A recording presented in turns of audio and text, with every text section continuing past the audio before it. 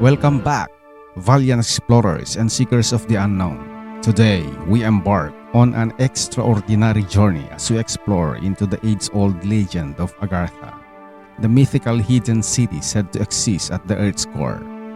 Stories of Agartha have captured the imaginations of adventurers and mystics for centuries.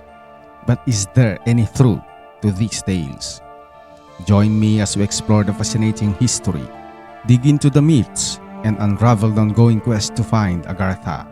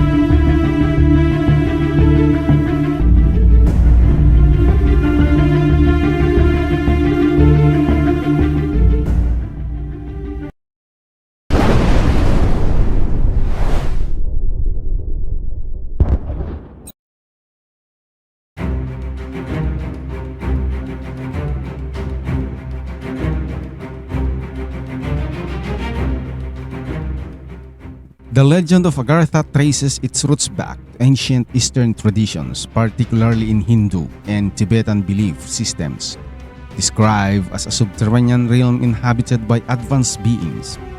Agartha is said to be a sanctuary of wisdom, peace, and incredible technological advancements. While the concept of Agartha has its spiritual and mythological origins, some early 20th century explorers and mystics took these tales quite literally.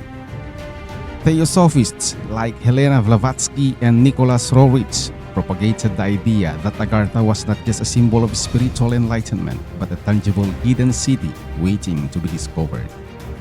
One of the most intriguing aspects of the Agartha myth is its connection to the Hollow Earth theory. Some proponents of this theory suggest that the Earth is not a solid sphere but a shell with openings at the poles leading to a vast, habitable inner world. Could Agartha be the fabled city within the Hollow Earth? Deciphering the accurate geophysical model of our planet's interior is a formidable task. Despite the leaps and bounds in our technological advancements, the makeup of Earth's core continues to be a mystery. Intriguingly, what seems like a simple endeavor is complicated by the inaccessibility of the Earth's core, nestled deep within the planet. So far, our explorations have only scratched the surface, reaching about 8 miles into the Earth's interior. This leaves a staggering distance of approximately 3,992 miles to the core, unexplored and untouched. Agartha, an ancient city steeped in mythology, is believed to reside at the heart of our planet. Known by various names such as Agartha, Agarthi, Agartha, or Agartha. It is a concept closely tied to the Hollow Earth theory and is a subject of great interest in esotericism. Its capital city is often referred to as Shambhala or Shangri-La. This mythical utopia, Shambhala, is recognized by a plethora of names. It is known as the Forbidden Land, the Land of White Water, the Land of Radiant Spirits, the Land of Living Fire, the Land of Living Gods, and the Land of Wonders, its name hinting at its mystical and awe-inspiring nature. The Buddhist communities of Central Asia whispered tales of the kingdom of Agartha, a civilization believed to dwell within the hollow of the earth. These narratives passed down through generations from one family to another, predate the advent of writing tools that would have aided memory. Agartha was revered as a sanctuary for the inhabitants of lost continents, a beacon of intellectual advancement and enlightenment.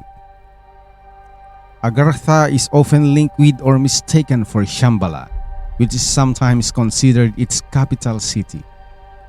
Shambhala holds a significant place in Vajrayana Buddhism and the Tibetan Kalachakra, further adding to the complexity and intrigue to these ancient tales. Myth and legends from across the globe seem to suggest the existence of a world within the earth. Here are some of them. As per the indigenous lore, the inhabitants of the Amazon are believed to be the offspring of the divine entity who brought forth fire and disease, and they are considered the guardians of the inner earth. Their oral traditions tell of a gateway leading into the earth. This passage is said to be a cavern, through which they journey for approximately 2 weeks, eventually reaching an entirely different world within the earth's interior, a realm inhabited by giants. This inner world, they claim, is abundant with precious gems and houses advanced technology. The tale of the Wolfid children is an ancient narrative documented by 2 chroniclers from the 12th century. It recounts the mysterious appearance of 2 children, a boy and a girl, at the edge of a field in the village of Wolfid, England. The children were distinguished by their greenish skin, clothes made of unfamiliar materials, and their use of an unknown language. Despite their apparent hunger, they refused all food offered to them until the villagers presented them with freshly harvested beans, which they consumed eagerly. For several months, they subsisted solely on beans until they developed a liking for bread. Unfortunately, both children fell ill and the boy did not survive. However, the girl recovered and over time learned English. Her skin gradually lost its greenish hue. She shared their story, explaining that they came from a place called St. Martin's Land, a sunless realm bathed in perpetual twilight, where the inhabitants live underground and had a similar grayish complexion. She recounted how she and her brother were tending to their father's flock when they discovered the cave. They ventured into the darkness and after what felt like a long time, emerged into bright sunlight, a phenomenon they had never experienced before. It was at this point that they were discovered by the villagers. While some dismiss this story as a mere folk tale, an imaginative depiction of an encounter with subterranean dwellers or even extraterrestrials, others accept it as a somewhat distorted account of a real historical event. In Hindu mythology, the concept of a hollow earth is referred to as Patala or Naga Loka, the world of the snakes. This subterranean realm is described as being divided into 7 distinct layers, as detailed in the ancient Hindu scriptures of the Vishnu Purana and Bhagavata Purana. These layers are said to be located 70,000 yojanas away, a unit of measurement specified in the Vishnu Purana. Each of these layers is governed by different demons and nagas or snakes. The 7 layers in order are known as Atala, Bitala, Nitala, Garbhastima, Mahatala, Sotala, and Patala. Edmund Halley, the renowned English scientist famed for predicting the trajectory of the comet that now bears his name, proposed a theory related to the Earth's structure. He observed that the Earth's magnetic field was not constant but shifted over time. Halley attributed this phenomenon to the Earth's hollow structure. According to Halley's theory, the Earth consists of 4 concentric shells, with us residing on the outermost shell. He suggested that the poles of the inner shells were responsible for the variations in our magnetic field. Furthermore, he proposed that each of these spheres could potentially sustain life as they were illuminated by the light from the atmospheres filling each of the inner spaces. The hollow earth theory gained traction in the 1940s, largely due to the alleged explorations of Admiral Richard Beard. As a recipient of the Medal of Honor and one of the highest-ranking officers in the U.S. Navy, Beard was the first person to fly over the South Pole. He reported that during a flight over the North Pole, he observed an opening at the top of the Earth. In his diary, Beard detailed his journey into this opening, describing sights of lakes, rivers, green vegetation, and even a living mammoth. He claimed to have encountered a flying machine, marking his first interaction with the inhabitants of a place known as Agartha. According to Beard, these beings expressed their concern about the development of nuclear weapons and the overall health of the planet, particularly the impact of humidity. We discovered an intriguing artifact in the form of a map, allegedly crafted by the Nazis. This map reveals several clandestine roads leading to enigmatic subterranean areas. Additionally, we came across letters penned in 1947 by a Nazi U-boat crew member, Karl Unger. In his correspondence, Unger claimed that the crew had successfully navigated the Earth's interior and had no intentions of returning. The cortex translation of the image is, "Dear old comrade, this news will be a surprise of you. The U-209 undersea boat made it. The Earth is hollow. Dr. Hosforwer and Hess were right. The whole crew is well, but they cannot come back. We are no prisoners. I am sure this news will reach you. It is the last connection with the U-boat 209. We will meet again, comrade. I am worried for everyone who has to spend his life on the surface of the Earth. Since the father is gone, God bless our Germany always." Well, who knows that Hitler also went to Agartha after war and stayed there for the rest of his life. Who knows government agencies know about it but hiding from us. We cannot come to any conclusion, but that would be adventurous if we get there. Everyone has heard the legend of the hollow Earth, the one that says that our planet does not have an incandescent plasma center inside, but a world similar to ours.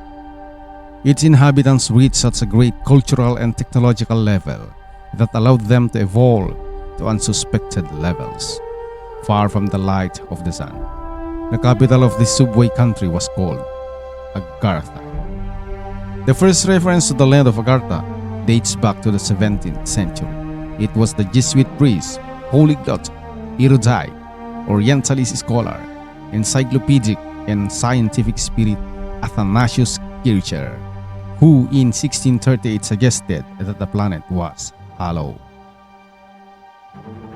The Russian writer, occultist, and Theosophist Helena Blavatsky, also known as Madame Blavatsky, claimed that Agartha was founded some 15 million years ago on what was an island in the Gobi Sea, where the Lords of the Flame, demigods from the planet Venus, landed.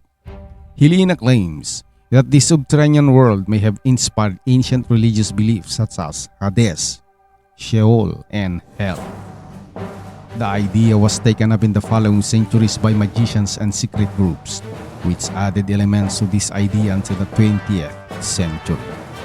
Based on Greek and Christian mythologies, many have searched for this underworld, like Hades and Tartarus, starting from the supposed entrances to the hollow world found at the planetary poles.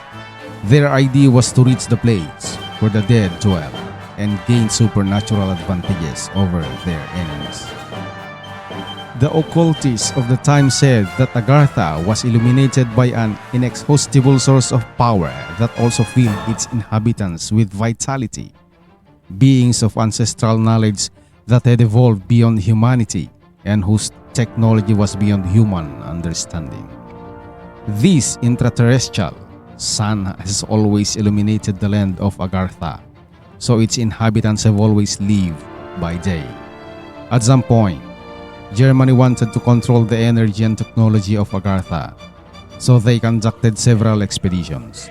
Some authors say that they even sent an expedition to Tibet under the command of Ernst Schaeffer, accompanied by 5 German sages and several soldiers to establish ties with the mysterious cave dwellers belonging to the people of Agartha. No data has ever confirmed this expedition, and even less that they found Agartha, but they did establish relations with the Tibetans. But the search for this land did not stop with the Germans. The Italian-American author F. Amadeo Giannini, a devout Christian, took the idea of Jules Verne's journey to the center of the Earth and created the flat Earth theory. In his book The World Beyond the Poles, he claimed that the American aviator Richard Evelyn Beard found the entrance to the hollow Earth after flying 2,300 miles inland. There he lived with a humanoid who asked him to bring a message of peace to humanity. According to Giannini, Beard had written all this in a secret diary. Before passing away, he had said there existed a land beyond the pole that was a charming continent in the sky, a permanent mystery of Earth. As per other theories, the alleged land was the mythical Rainbow City, which was home to a lost civilization. We find countless evidence of such civilizations. The Babylonian hero Gilgamesh visited his ancestor Utnapishtim in the bowels of the earth in Greek mythology. Orpheus tried to rescue Eurydice from the underground hell. It is believed that the pharaohs of Egypt communicated with the underworld, which could be reached via secret tunnels hidden in the pyramids. Buddhists believe that millions of people live in Agartha, an underground paradise ruled by the king of the world. Although it is also believed by many that these theories could be nothing more than imaginations, we actually stumbled upon evidence in ancient history pointing towards the possibility of a world inside Earth. The thought that the forbidden land of Agartha actually exists is said to be supported by other researchers around the world. A map designed by cartographer Heinrich C. Beran is believed to show an entrance to the inner Earth, the kingdom of Agartha. The Antarctic continent can be noted without its thick layer of ice in that map.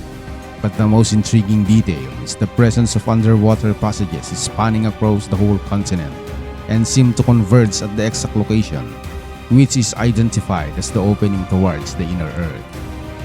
Leonhard Euler, a mathematical genius of the 18th century, concluded that the Earth was hollow, containing a central sun and was inhabited.